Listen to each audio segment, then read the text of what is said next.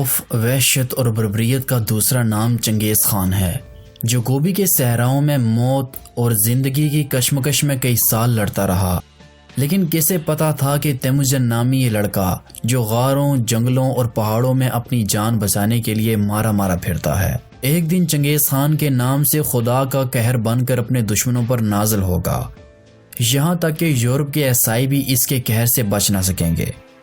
جبکہ مسلمانوں کا تو یہ حال تھا، اگر کوئی ایک تاتاری 20 مسلمانوں کو پکڑ لیتا اور ان سے یہ کہتا کہ یہاں کھڑے رہو، میں تلوار لے کر آتا ہوں، تو یقین کیجئے کہ وہ 20 کے 20 مسلمان وہاں کسی بھیڑ بکری کی طرح خوف اور وحشت کے عالم میں کھڑے رہتے۔ لیکن دوستو، آج کی اس ویڈیو میں ہم چنگیز خان کی زندگی کے بارے میں 5 ایسے حقائق بتائیں گے جو آپ کو یقیناً حیران کر دیں گے، مگر اس سے پہلے چینل کو سبسکرائب کرتے ہوئے نوٹیفیکیشن بیل کو آن کرنا مت بھولیے گا۔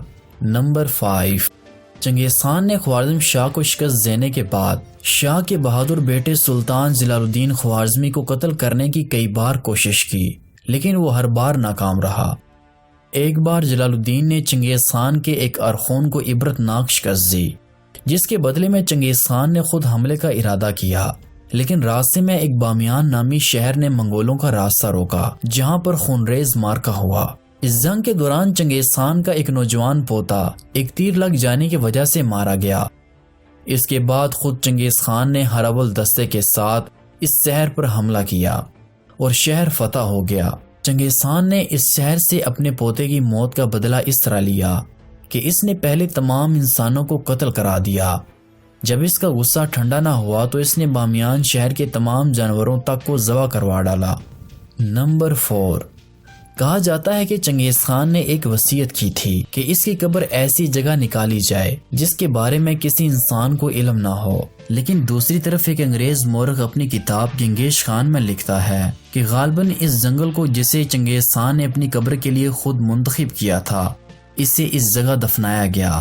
اس کی قبر ایک بڑے درخت کے نیچے کھودی گئی۔ منگولوں کی روایت کے مطابق ایک قبیلے کی فوجی خدمات کو معاف کر دیا گیا اور ان کی صرف یہ ڈیوٹی لگائی گئی کہ وہ اس مقام کی نگرانی کریں جہاں چنگیز خان دفن کیا گیا تھا۔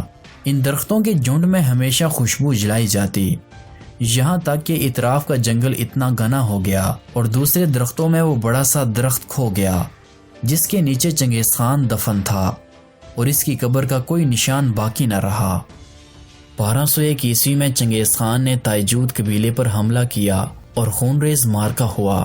اس جنگ میں ایک تیر چنگیز خان کے گھوڑے کو آ لگا۔ اس جنگ میں چنگیز خان کافی زخمی ہو چکا تھا۔ جنگ کے ختم ہو جانے کے بعد چنگیز خان نے تمام قیدیوں کو جمع کیا۔ اس نے پوچھا کہ اس کے گھوڑے کو تیر مارنے والا کون تھا۔ ایک جنگجو نے بہادری سے چنگیز خان کے سامنے اپنے جرم کا اقرار کرتے ہوئے کہا کہ تیر اس نے چلایا تھا۔ چنگیز خان نے اسے قتل کرنے کے بجائے اس کی بہادری سے متاثر ہو کر اسے اپنی فوج کا ایک اعلیٰ سالار بنا دیا، جو پھر تاریخ میں جبی نویان کے نام سے مشہور ہوا، جس نے چین کی فتح اور خوارزم پر حملے کرنے کے لیے چنگیز خان کے لیے بے شمار خدمات سر انجام دیں۔ نمبر 2، چنگیز خان کے 4 بیٹے تھے، جوچی خان، چغتائی خان، اغدائی خان اور تولی خان۔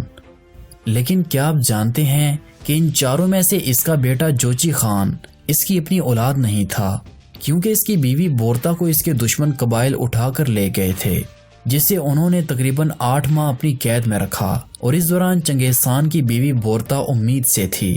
جب اسے چنگیز خان نے آزاد کروایا تو اس وقت جوجی کی پیدائش ہوئی۔ چنگیز خان اپنے اس بیٹے جوجی سے بے حد پیار کرتا تھا، اور جب بوڑھے چنگیز خان کو یورپ کی چراگاہوں سے اپنے اس عزیز بیٹے کی موت کی اطلاع ملی تو اس کے کچھ ہی دنوں کے بعد چنگیز خان کی موت ہو گئی۔ نمبر 1، چنگیز خان نے کئی لاکھ انسانوں کو قتل کرا کر ان کے سروں سے مینار بنائے۔ لوگ اس کے نام سے بھی ڈرتے تھے، لیکن کیا آپ جانتے ہیں کہ چنگیز خان اپنی پوری زندگی میں صرف ایک آدمی سے ڈرتا تھا، اور وہ مرد مجاہد تھے سلطان جلال الدین خوارزمی۔ جلال الدین خوارزم کا شہزادہ تھا جو بے حد بہادر اور جانباز تھا۔ اپنے باپ خوارزم شاہ کی شکست کے باوجود سلطان نے منگولوں کے خلاف جہاد جاری رکھا۔ جلال الدین گوریلا وار کر کے ان تتاریوں کو ناکوں چنے چبوا چکے تھے۔ کہا جاتا ہے کہ چنگیز خان نے ان کی بہادری سے متاثر ہو کر کہا تھا کہ اگر جلال الدین میرا بیٹا ہوتا تو میں پوری دنیا کو فتح کر لیتا۔ سلطان جلال الدین ساری زندگی تاتاریوں کے خلاف لڑتے رہے۔ اس دوران سلطان کو کسی اسلامی سلطنت کی جانب سے کوئی مدد نہ ملی، یہاں تک کہ خلیفہ بغداد نے بھی سلطان کا ساتھ دینے سے انکار کر دیا۔ انکار کے بعد سلطان زیادہ وقت تنہائی میں گزارتے اور آخرکار سلطان جلال الدین خوارزمی روپوش ہو گئے۔ اس کے بعد کسی کو یہ معلوم نہ ہو سکا کہ سلطان کہاں ہے اور کس حال میں ہے۔ کئی سالوں تک ان کے متعلق عجیب و غریب داستانیں مشہور ہوتی رہیں۔ کبھی یہ افواہ اڑتی کہ وہ فلاں بستی میں ایک درویش کے لباس میں دیکھے گئے ہیں، کبھی یہ قصہ مشہور ہوتا کہ وہ کسی جنگل میں گوشہ نشینی اختیار کر چکے ہیں، اور کبھی یہ خبر آتی کہ وہ دنیا کی نگاہوں سے چھپ کر تاتاریوں سے آخری جنگ لڑنے کے لیے جانبازوں کی ایک زبردست فوج تیار کر رہے ہیں اور اچانک کسی فلاں مقام سے ظاہر ہوں گے۔ چنگیز خان نے ان کی تلاش میں ملک کا کونا کونا چھان مارا۔ سینکڑوں آدمیوں کو جلال الدین سمجھ کر چنگیز خان نے انہیں موت کے گھاٹ اتارا، اور اس کا سراغ لگانے والوں کے لیے اس نے بڑے بڑے انعامات مقرر کیے، لیکن جلال الدین خوارزمی کا کچھ پتہ نہ چل سکا۔ بعض لوگ یہ بھی کہتے تھے کہ وہ ایک عام سپاہی کے لباس میں تاتاریوں کی کسی چوکی پر حملہ کرنے کے بعد شہید ہو چکے ہیں۔ بعض لوگوں کا یہ خیال تھا کہ انہیں قوم کی کسی غدار یا تاتاریوں کے کسی جاسوس نے قتل کر دیا ہے۔